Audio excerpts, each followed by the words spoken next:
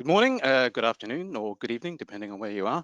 I'm Stephen Partridge, Editorial Director for Business Economics and Finance at Palgrave Macmillan, part of Springer Nature.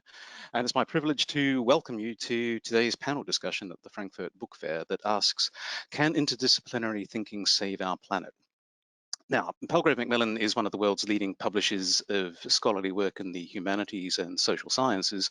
So what have we got to say about climate change and saving the planet? Surely that's a job for the scientists.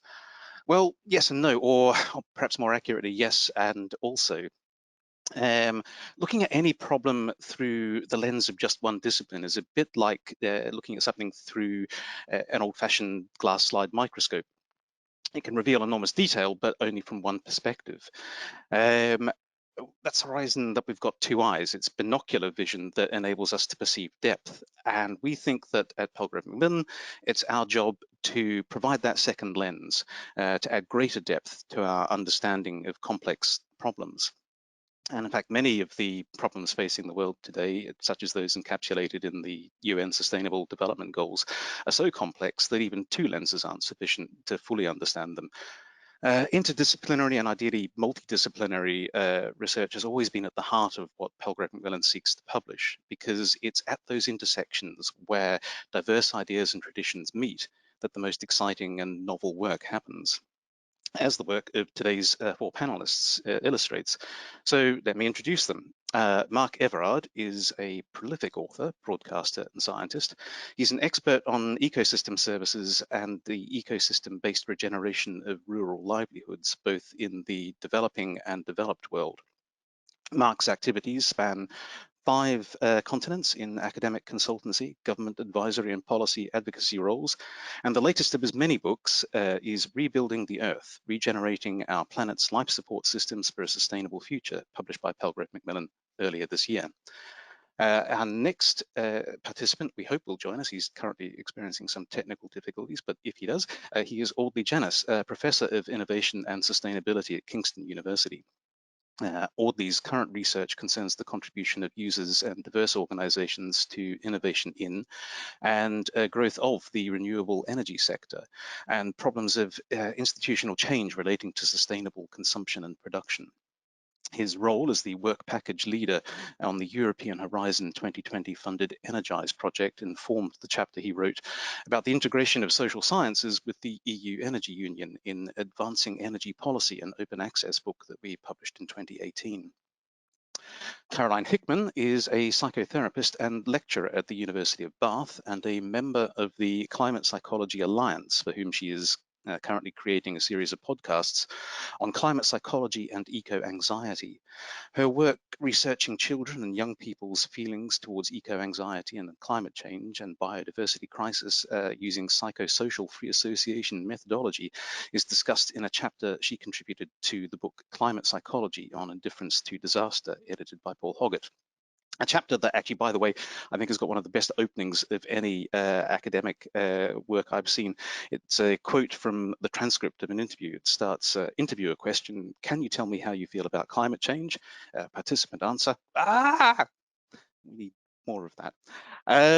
Our fourth and final panelist, Wesley Spindler, is a business strategy and sustainable senior manager at Accenture Strategy. She leads the circular economy strategy programs all around the globe with partners and companies across industries, and is an expert in purposeful business, technology, and innovation. She was program director of the Circulars, the world's premier circular economy award program, run in collaboration with the World Economic Forum and the Forum of Young Global Leaders, and is co-author of the Circular Economy Handbook, a book that I was very proud to publish in our list. Of course, the challenge with all interdisciplinary work is that you've got lots of intelligent, enthusiastic people all coming together with their own particular perspectives, and the hard job is harnessing that energy and focusing it so that it sheds the greatest possible light. Fortunately today, that's not my problem. We're very pleased that Josephine Lethbridge of The Conversation has agreed to moderate today's discussion for us. Josephine joined The Conversation as Arts and Culture Editor in 2014, before becoming Interdisciplinary Editor in 2017. She has an MA in English Literature from the University of Glasgow and an MSc in Science, Technology and Society from UCL. So she's perfectly placed to chair a discussion that asks, can interdisciplinary thinking save the planet? So with thanks in advance to our panelists, our moderator, everyone at Springer Nature and the Frankfurt Book Fair who've been involved in putting this session together, and most importantly to you for taking the time to dial in from wherever you are for today's virtual session, I will hand over to Josephine. Thank you.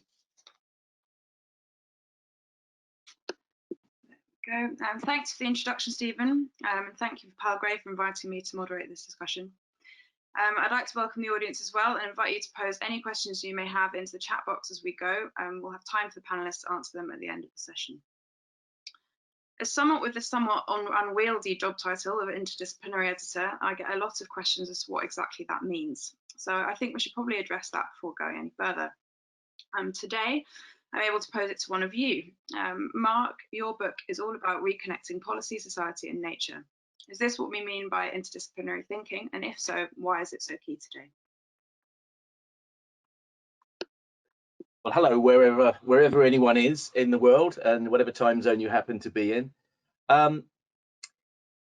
Let's wind back to the end of the European Middle Ages, to the age of the Renaissance, when it was possible for someone to be an expert in the sciences, the arts, music, philosophy, politics, and the birth of economics. Since that time, we've sort of become much more acquisitive in terms of our knowledge, such that we have become specialists.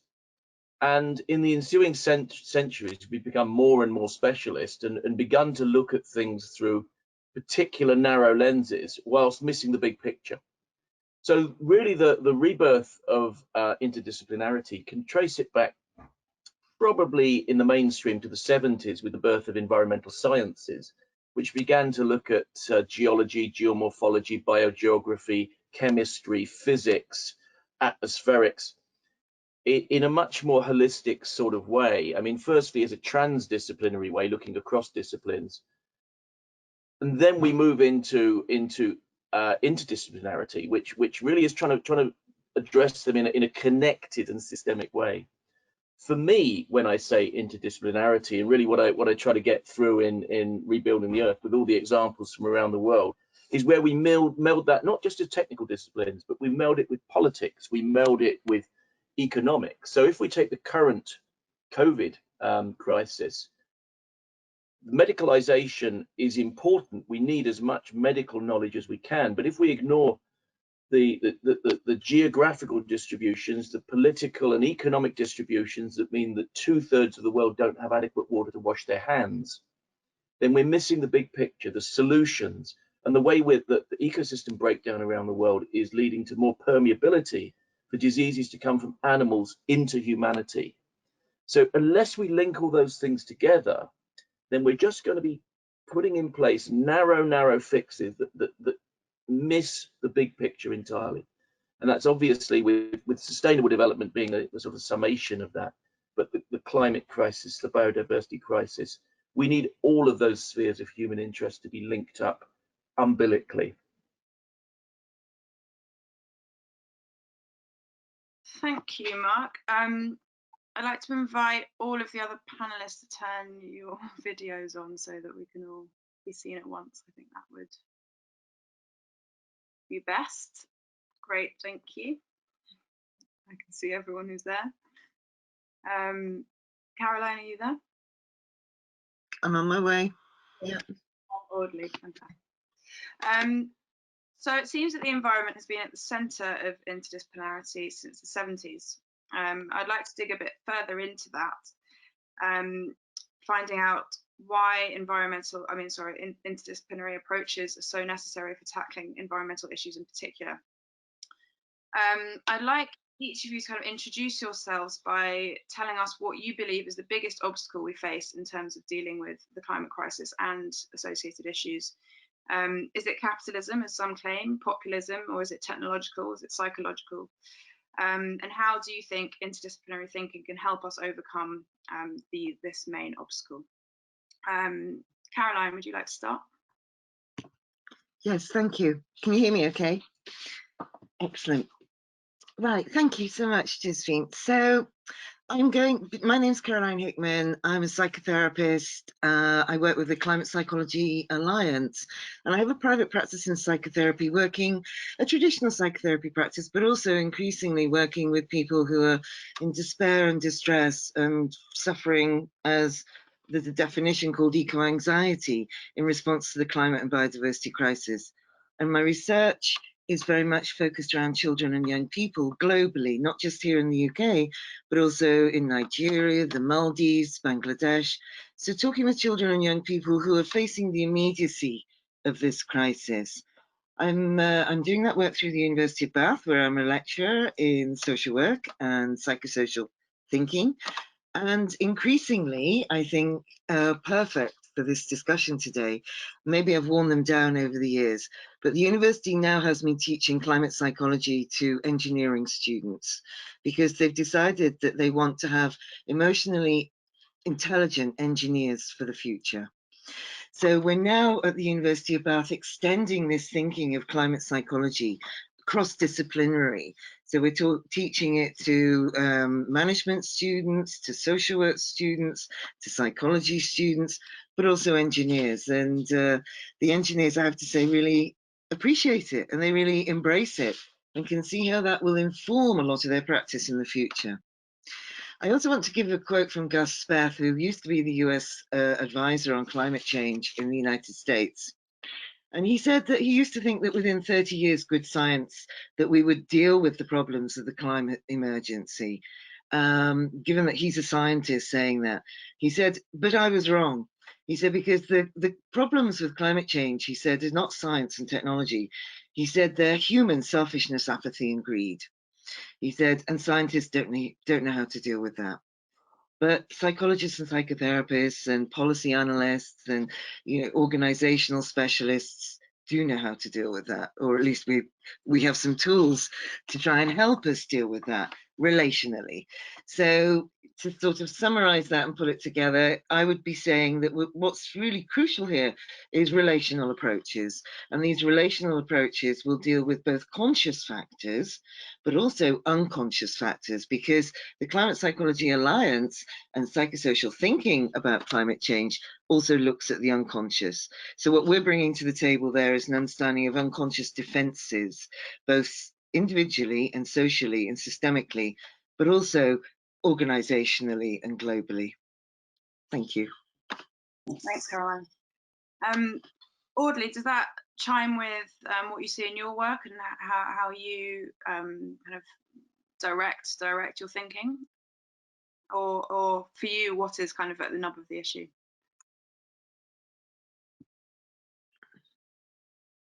1 minute, Audley. I think you need to unmute yourself. Unmuted. Can you hear me? Okay. For me, it's easy for me merely to state what I think that I and we do in our work, and then you can join the dots, and the listeners and viewers can join the dots as well, to the extent that they can. For me, the critical, well, let's start with some fundamentals. I would not say that interdisciplinarity can save the planet. I don't think that's a very helpful way of seeing things.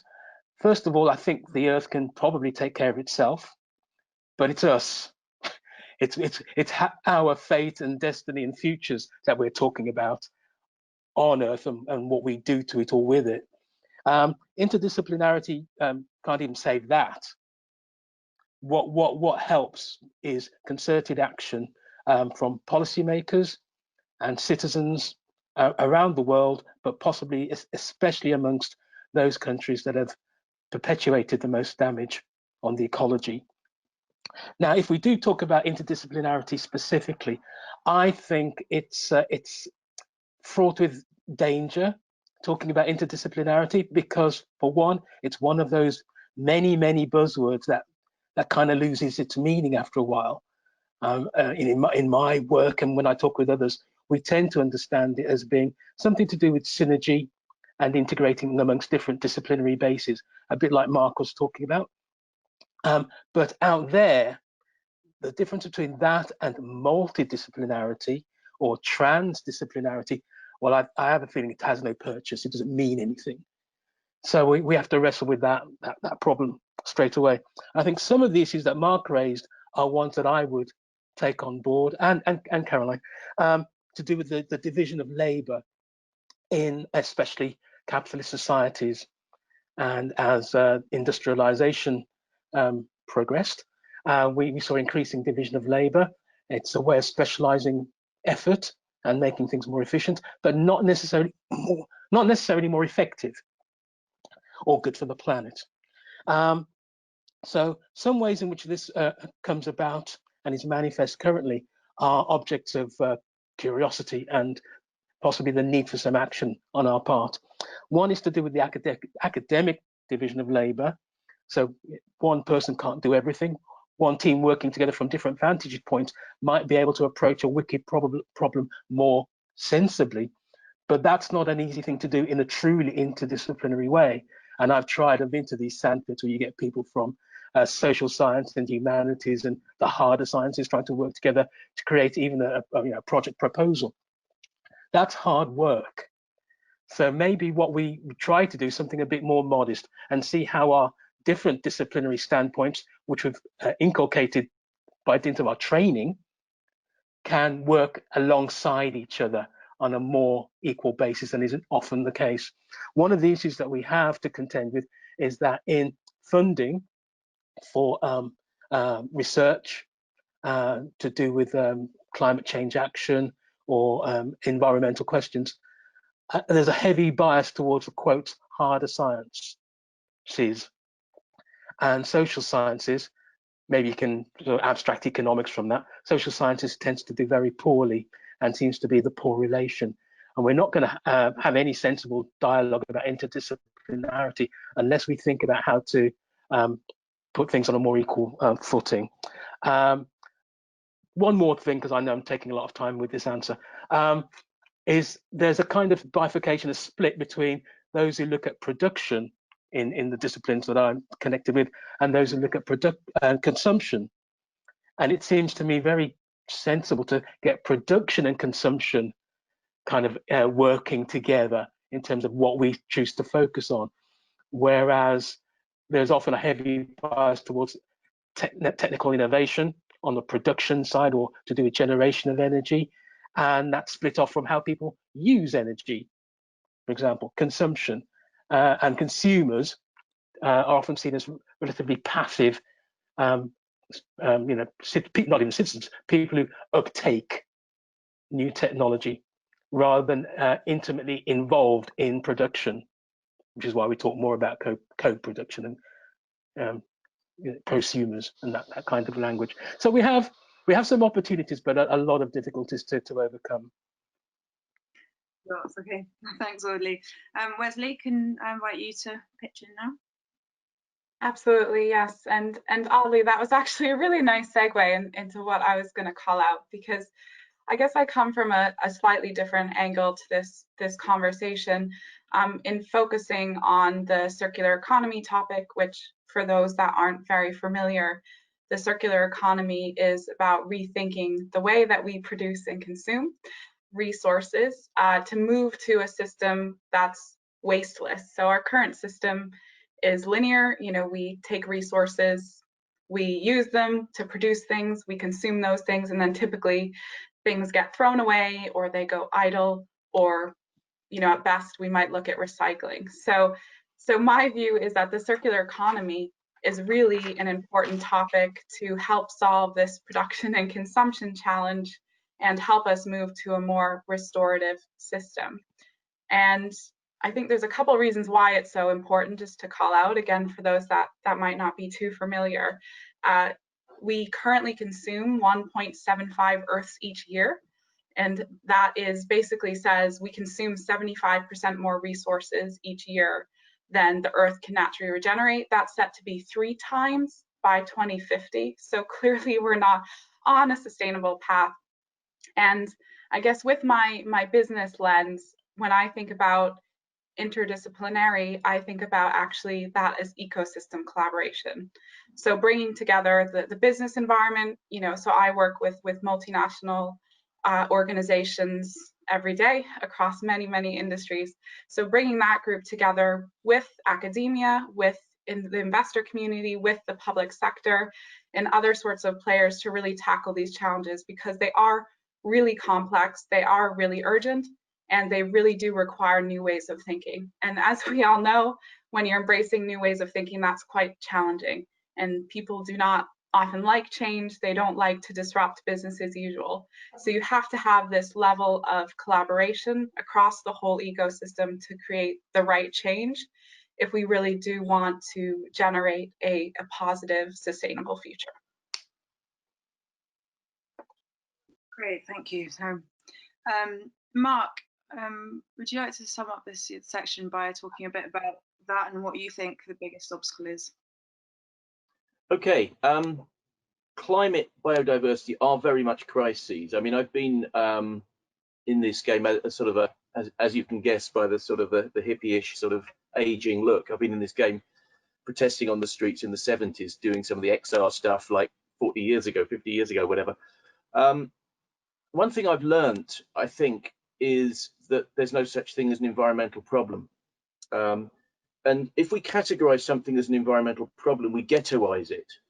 As our former Prime Minister, David Cameron, said, we mustn't let this green crap get in the way of human progress, as if we could live without ecosystems.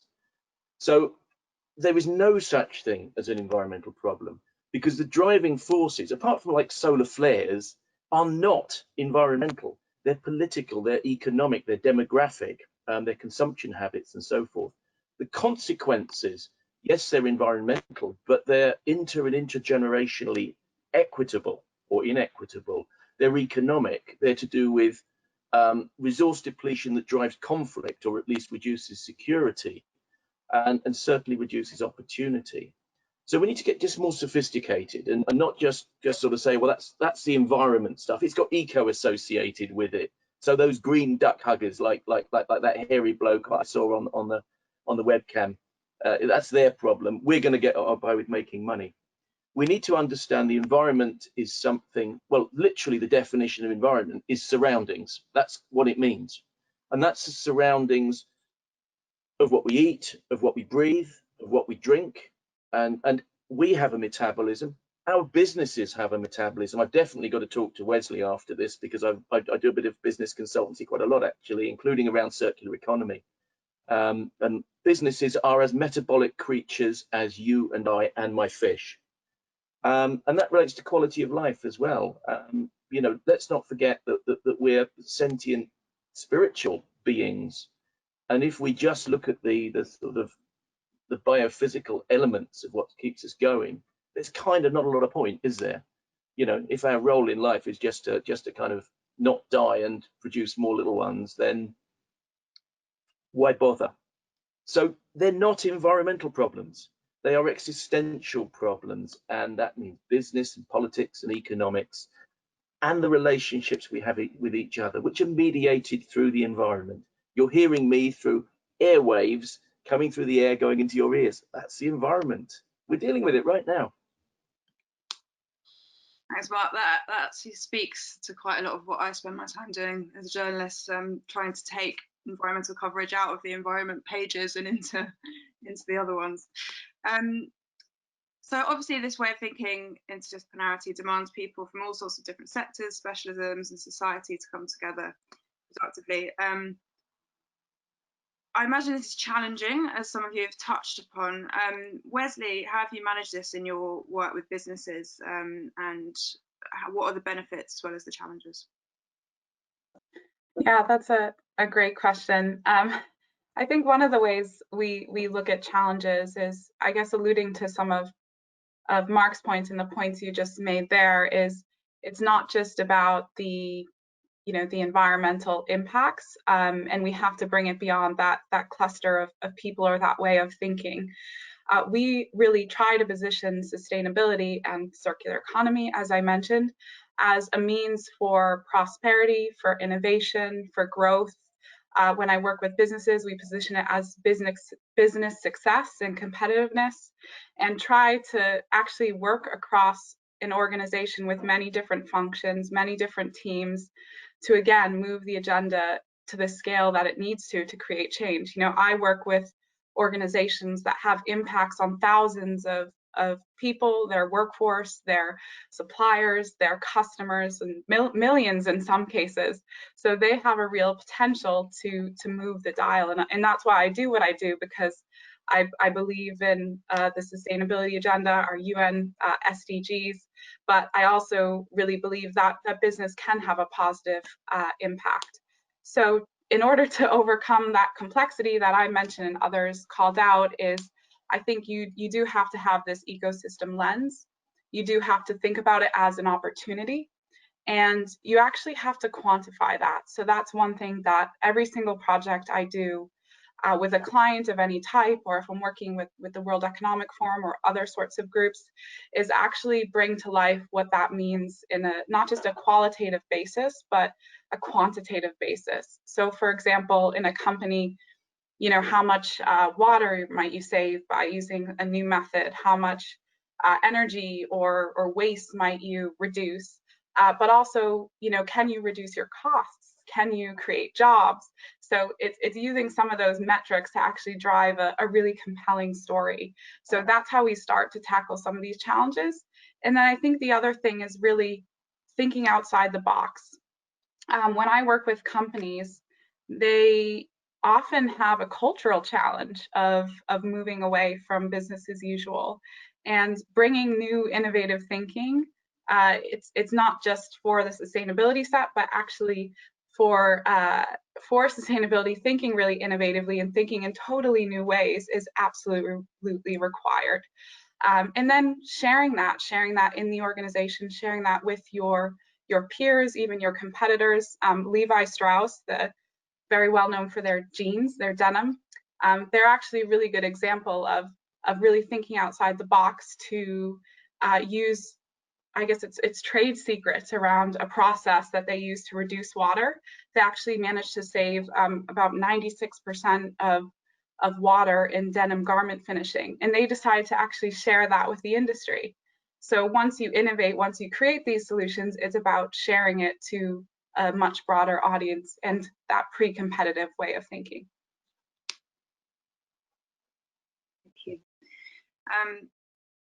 So I think, as you touched on it, a lot of it then is about framing, and we need to frame it in the kind of way of the benefits rather than just this is what we have to do.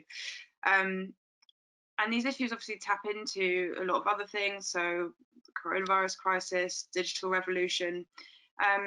Audley, perhaps you could comment on how these kinds of other contemporary developments and issues impact upon the environmental question.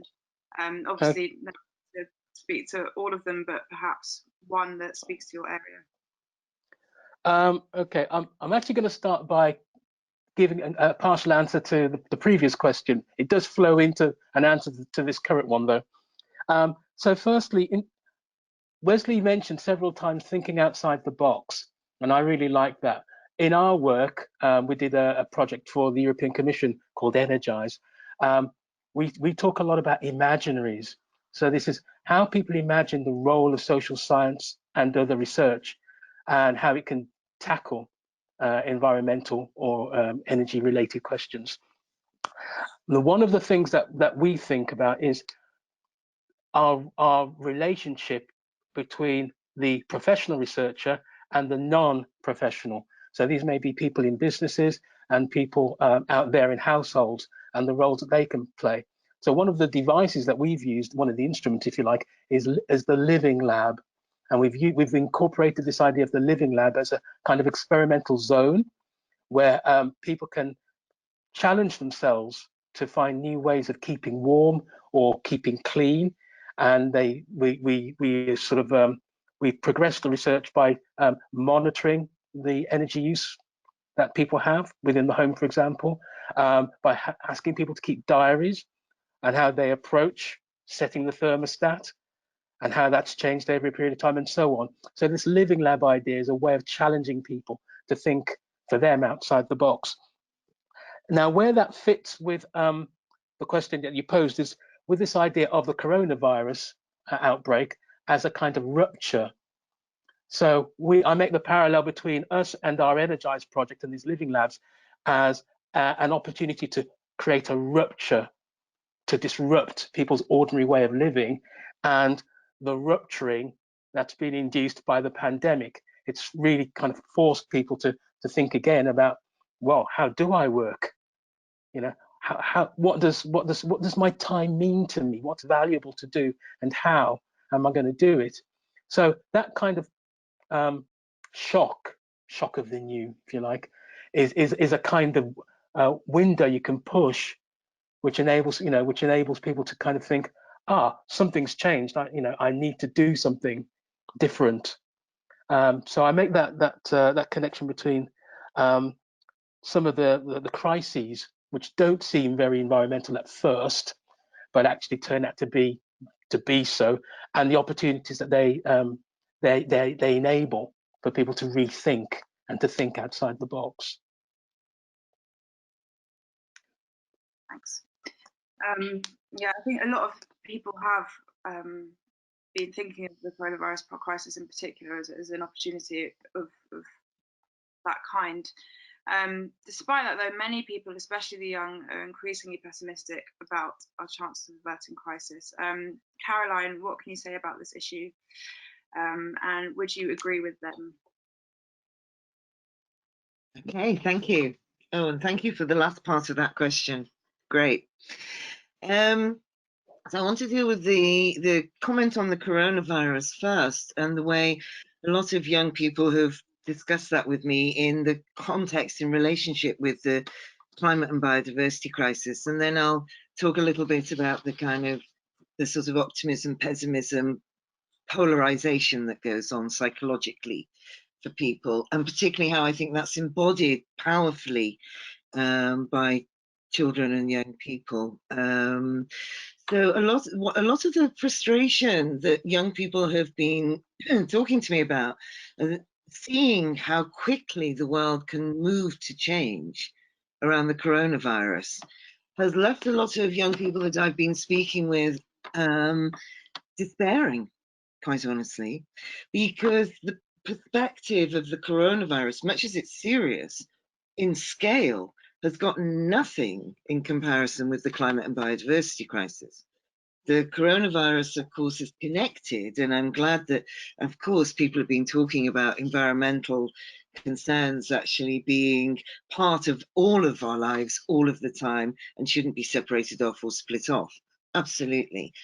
But inevitably, because of this kind of disconnection with the natural world and failing to see ourselves as part of the natural world, then we do tend to see the environment, or nature, in inverted commas, which of course we're part of, as something we can either exploit or something that we can idealize. So we dye our poodles pink, or we only see trees as being of value if they've got an economic label attached to them. So that disconnect, that loss of relationship with the natural world, is really underpinning a lot of the way in which we need to emotionally change. And it's a simplistic way of putting it, that we need to heal and repair this relationship with the natural world.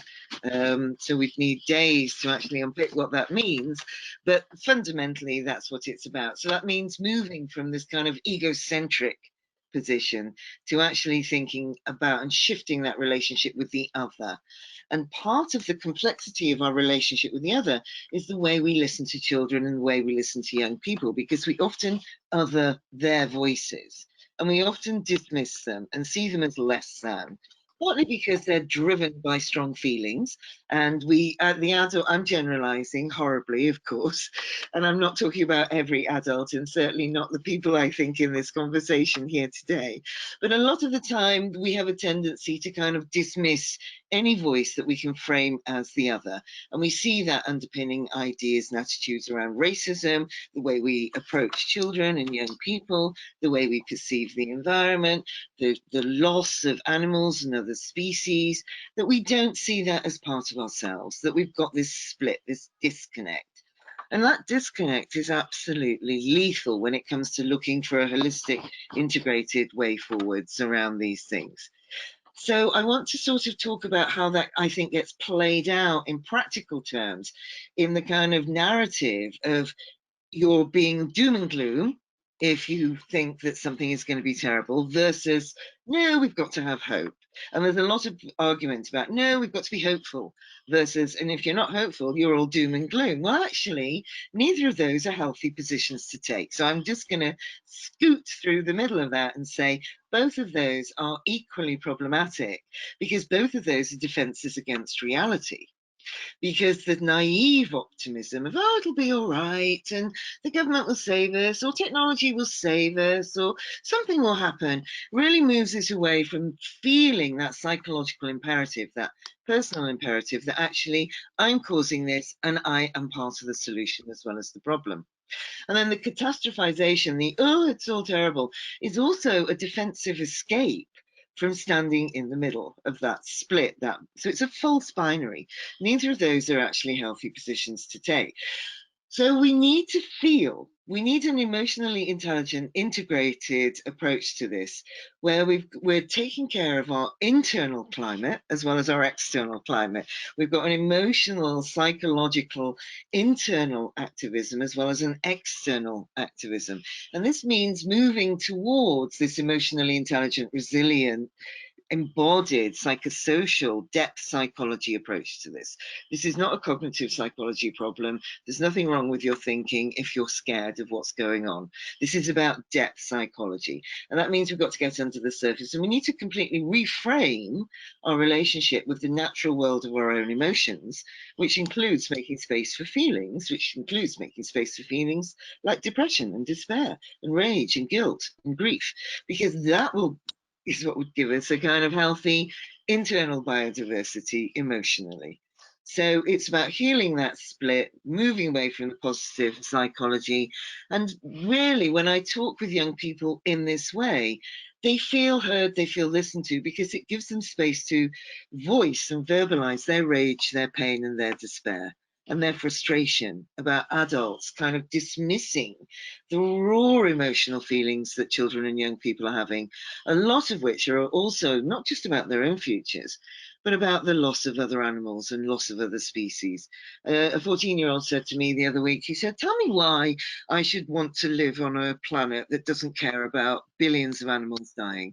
Just tell me why I should want to live on that planet. And he's got a point. So children and young people really do not split those things apart in quite the same way. And I think that's why adults can sometimes really struggle to hear what they're saying, because they're speaking to that embodied grief-stricken pain. And we need to honor that and listen to that rather than telling them to shut up and go back to school. Thank you. So Mark, I was going to ask you what are some reasons we have to be optimistic. I think in the spirit of Caroline's answer, what can you say about both optimism and pessimism, and how we kind of can operate between those two poles? Okay, I mean, look, business as normal means deep pessimism, because we're just gurus at screwing the earth up and human opportunity with it. Part of the problem is that we've got a very engineering notion of problems and solutions. So I'll often do this in teaching or conferences or whatever. I'll ask people to shout out what they mean by infrastructure when you get roads and wires and pipes and all the rest of it. They're very technical. We're locked into, for example, sewage treatment works. You throw energy, you throw chemicals to deal with sewage treatment. But the way we've done it contributes to climate change, waste mountains, demands inputs of chemicals from long supply chains that have resource scarcities and ethical issues down supply chains. So we create 10 problems with every single techno fix. And that's the treadmill we've been on really since industrialization. Now, the paradigm change is one of what I call, and what many of us call, systemic solutions, which is getting nature to do this work. Natural infrastructure underpins all of that manufactured infrastructure. Pipes are there to help us get water from the river into our basins, and the drain is there to take it back in and to treat it and so forth. We often don't appreciate that the most important infrastructure is natural. Now, if we use natural solutions, for example, for wastewater treatment, for flood defense, for nutrient cycling, for soil conservation. Nature is wonderfully multi-beneficial. It doesn't just do one thing well and cause problems elsewhere. If soil is accreting, it's storing carbon, it's cycling nutrients, it's providing a resource for food growth, it's good for biodiversity, it's good for hydrology through the landscape. So nature-based solutions, systemic solutions, are really a different paradigm, but they're one that is of absolute value where we need to go. The problem that it confronts is that our policy areas and our budgets are ring-fenced. So, you know, you can only spend a certain amount of budget to, I don't know, to grow food. And the way we grow food then silts the river and it erodes the soil and it releases the carbon. So we need a reform of policy that respects interdisciplinarity, and a reform of budgets that also reflect net value to society, not just a narrow financial return. Now, I mean, reasons to be optimistic, having been a miserable whatever, because many of us have been for years. This book I wrote explicitly with optimism in mind, because if you give people negative messages and hope that they'll respond, bad news is they won't. You need to give people positive messages and solutions. And this Rebuilding the Earth book, it curates examples from all over the world, developing and developed, urban and rural, small and big landscape, of where nature-based solutions have lifted people from poverty, have conserved soil, have restored hydrology, have restored food, helped flooding, address climate issues simultaneously and on massive scale. For example, the Ethiopian highlands, China's Los Plateau, the African Great Green Wall, that, you know, are multi-beneficial in really major economic terms. It's not just altruism speaking here. This is absolutely beneficial. And from green infrastructure in our cities and natural flood management in our catchments, valuing natural infrastructure and thinking that through and joining up the policy and the fiscal areas does give me cause for optimism. Firstly, because we can do it, we have done it, and there are exemplars from all over the world. The question is, how can we then turn that into reality, into operational norms? And that is the paradigm shift that confronts us. Tomorrow is looking a little bleak unless we do that. And just finally, I mean, I'm personally really pleased that the youth have woken up again. In the first wave of environmental protesting, when we were getting sort of locked up and generally very popular with the police in the 70s, we were angry. And, you know, many of my generation that are still on this game are still angry that the future is being denied. Our personal futures, the kind of the quality of the world that we will leave as a bequest. And I'm totally with Caroline that, you know, there's a real sort of existentialist angst that the youth are now waking up to after that capture by the market in the 80s, when, well, keep your head down, don't worry, you might end up with a BMW if you don't rock the system. Well, guess what? Environmental capacity is now so degraded, the kind of data that Wesley was talking about, that promise is hollow, and people know that their future is eroded by short-term profit taking in the present. So I want people to not only be angry in a constructive sort of way. I mean, I don't want them to go out and, you know, break down my house or anything like that, but to be constructively angry and to complete the paradigm change that says, let's value nature, not just altruistically, although that matters as well, but let's value it because that is our bequest. That is the primary resource that we must regenerate. We must rebuild the earth as a basis for a better economy. It will stabilize my pension. Believe me, I want that to happen. As well as, you know, reducing the potential for conflict, helping with food security, stabilizing the climate, and ideally allowing biodiversity to rebuild, because nature can if we allow it. Thank you. Okay. Well, building on that, and I think to summarise, obviously a lot needs to happen if the benefits of this kind of work and thinking of that all of you have spoken about, if that's going to be felt. So I'd like to sum this up by asking each of you to outline what you think needs to happen going forward. So what is the most important step that either kind of audiences can take or governments? So how does change actually happen? What kind of action or intervention is most likely to encourage businesses and governments to take the necessary steps? Wesley, would you like to start? Sure, yeah, and I guess just adding on to what's been said, I think clearly there is a role for all stakeholders, all actors in driving this change. It's not something that happens independently. So I do think that holistic collaboration, knowledge sharing, innovation, setting strong targets, all of that needs to happen across the board. But just to call out the few groups that are important, again, as I said, with my business lens, the role of business is critical. The impact that organizations can have to change, to influence consumers, to influence their suppliers, and to really generate new products and services that are positive from an environmental and a social perspective I think is really critical. So businesses do need to be more ambitious, and we are hearing now that we're in the decade to deliver with the SDGs, due by 2030, and us being quite behind. Organizations do need to step up to enable that to happen, because they have a huge power for that. And I think governments are really important as well. Governments need to create smart policies. We're seeing that in some geographies more than others. For example, in the EU, we have a green package as well as a circular economy action plan. So I think that's starting to happen, but I think governments really need to think about smart policies that they collaborate on, that they co-develop with other stakeholders, so that the impacts are shared and that they're understood and clear.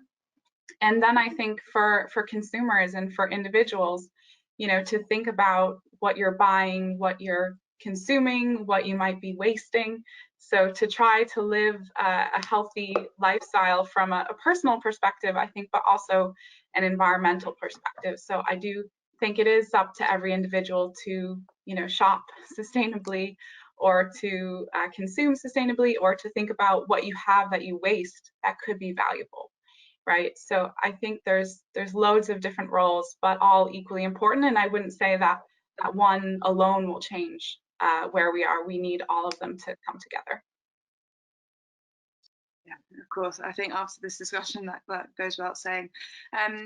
Audley, if I could ask you to go next. We've also got a question for you, which I think could tie into your answer for this. Okay. Is how can we raise public awareness that citizens have an important role to play in the transition to sustainable energy? Okay, well, I'll try to deal with that with my answer, because I'm going to focus my answer on researchers. And I think in terms of this paradigm change that Mark was talking about, and in relation to what I referred to as a change of imaginary, I think a different view is emerging and will get stronger concerning how researchers work with different stakeholders, whereas quite a lot of research traditionally has been working on collecting data on or from people. So a lot of this is about how we as researchers are more comfortable, become more comfortable with engaging with a wide range of stakeholders, from business, citizens, government. In terms of social sciences and humanities research, but other research too, I think there's a need to think about our political role, to reflect on our role in politics. Okay, people talk about the role of the sociological imagination. It's not just about collecting data on class or culture. It's about how we affect the world and how we can do that. So I'm very struck by the idea that we don't merely necessarily have to collect data that's going to be evidence for policymakers to use. We can shape that debate, and we can shape that debate in concert with others. And a vital part of that is how we collect stories from the wide range of people in our networks and share those stories so that they amplify and so they build pressure that policymakers won't be able to ignore.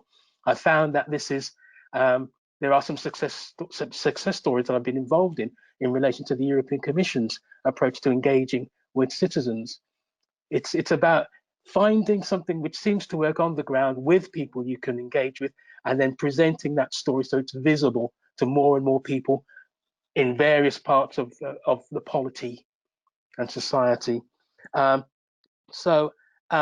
not, I wouldn't characterize it necessarily as public awareness, but it's citizens working with researchers working with industrialists. I work in a business school, and the work that I do is a lot about civic engagement around energy issues. A lot of it's with activists like the Permaculture Association and Transition Towns, and a lot of it is with quote ordinary citizens, the public, as well as with researchers. It's those kinds of constellations or coalitions that we need to build and broaden and deepen that will help. Great, thank you, Audley. Caroline, I think you go next. We've also got another question that you might be able to touch on in your answer as well. Sure. The question is, so how radical do we have to be? And specifically, they raised the Fridays for Future generation and saying they're criticising Green parties for not being sufficiently radical. So I think the question is, how radical do we have to ask companies to be? And yeah. Yeah. Okay. 30 years ago, I'd have answered that question in one way. Today, I'm going to answer that question considerably differently, because we've got to put this into a frame, and people today have talked a lot about different frames, and we have to think about this over a time frame, about how long we've known the situation that we're facing today, and we've known about this for decades and failed to act. So what we've got to face up to is the reality of that knowing, and that we can still have clear, well-considered, well-developed ideas about solutions, but we've got to face the fact that we've had these solutions for decades and failed to act. So we have to keep that awareness on the table. Otherwise, we will continue to have these brilliant discussions with wonderful people and still fail to act sufficiently, and fail to act sufficiently rapidly to make a significant difference for the children and young people who are witnessing and watching their inheritance, their future, disappear in front of their eyes. A 10-year-old said to me recently, he was really angry with me, and he was absolutely right to be. He said, "No, Caroline, you just don't get it. You don't get it." He said, "You grew up expecting there to be polar bears forever." He said, "I've grown up expecting polar bears to go extinct." So children and young people hold this emotional awareness of the imminent extinction of millions of animals. Then what it's like to tolerate that and live with that is really pretty unbearable. And there are very few innocents in this story.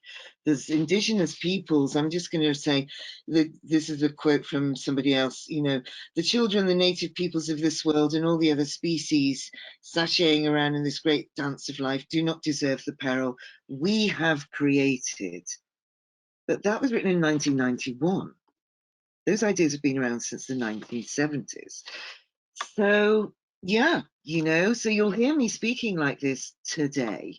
30 years ago, I'd have been sweeter. Not so much today. So we need to wake up. We haven't finished evolving yet, psychologically. We think we've evolved. No, we haven't. No, we're halfway there at best. We need to wrap our egos around that these natural solutions. We need to recognize that we are dependent on seagrass and that actually we need seagrass to save us, as well as rainforests to save us. So this is an egotistical paradigm shift, that we are dependent on the natural world. We need to shift out of that anthropocentric worldview. We need to grow up as well as grow down. We need to face our inherent narcissism, particularly in Western industrialized society, and shift to a relationship of care. We need to examine needs versus wants. We might want to fly, we might want cheap food, but do we need it? Because the price we're paying if we choose that is a very poor price. We need to develop radical hope. A 21-year-old recently said to me, she said, how do you develop wisdom? And not for any 1 second am I saying that I've achieved wisdom. But she said, I thought it was a great question. How do you get wise? I said, you fail. You get things wrong, you fail, you mess up, you fall down, you try again. You learn from that. And that's where this kind of failure needs to be sort of alongside the successes. And that's what gives us resilient, sustainable emotional activism. So to be resilient, we've got to fail as well as succeed. We need to work in this interdisciplinary way. We're working with the Primary Science Teachers Trust to educate teachers in how to communicate this to children at the moment, for example, but amongst many other groups. We need to do this interdisciplinary work, but it also needs to be intergenerational. I've been working with a group of climate scientists who are all elderly, eminent, experienced white men, and also youth activists. You know what's interesting to me? They're all saying the same stuff to me.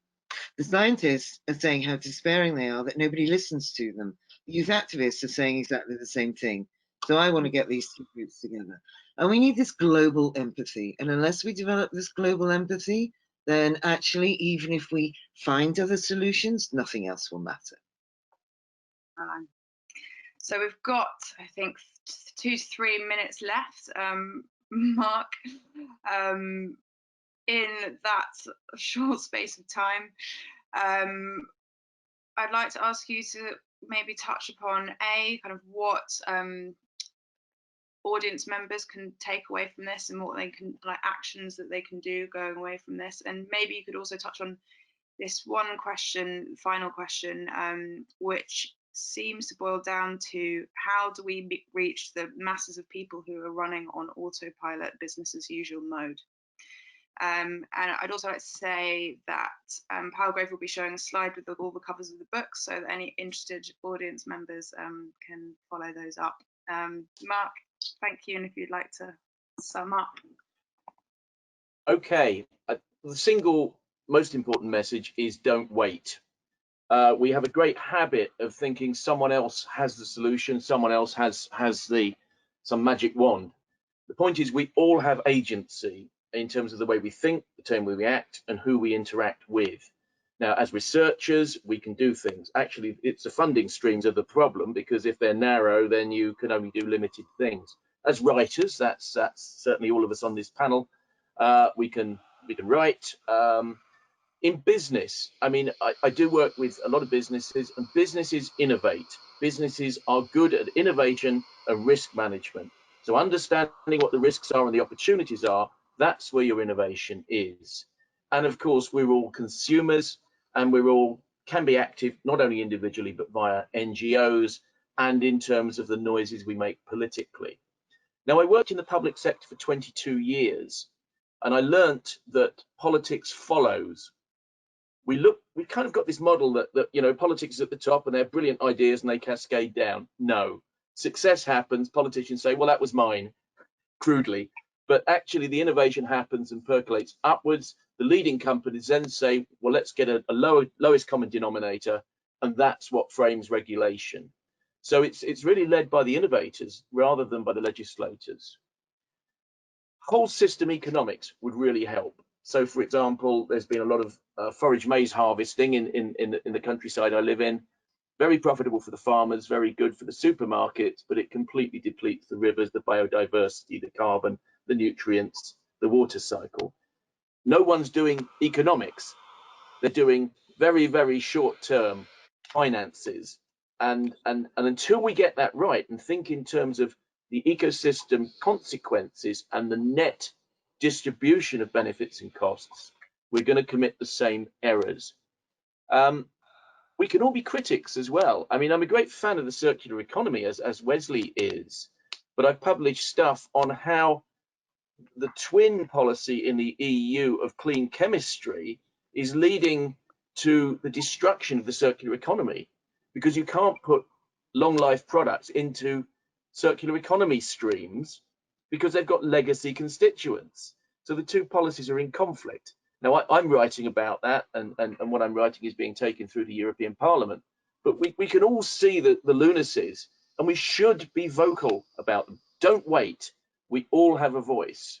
And the last thing I'd say is actually multinational intergovernmental bodies actually should be trusted. I know there's a big move globally towards nationalism in India, where I used to work before lockdown, in the UK, definitely, the US, and pretty much across the world, from Turkey to almost you name it.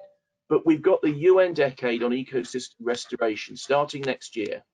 We've got the UN framework climate change agreements. We've got the Intergovernmental Panel on Biodiversity and Ecosystem Service. We've got the Ramsar Commission. So there are frameworks above our national government levels that we should, very much hold our governments to honour, because they're seeing a bigger picture than the often very focused 5-yearly electoral cycle priorities of national governments.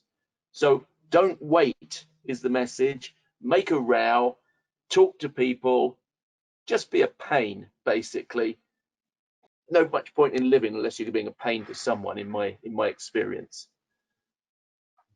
Right, well, on that note, be a pain. Sadly, we're going to have to wrap that up now, as it's past 1, but I think it's a good way to finish. Thank you so much to all the panelists and to Palgrave. And please share this. This has all been recorded, so please share the video later. It's been a pleasure. Thanks. Thank you. Thank you. Bye.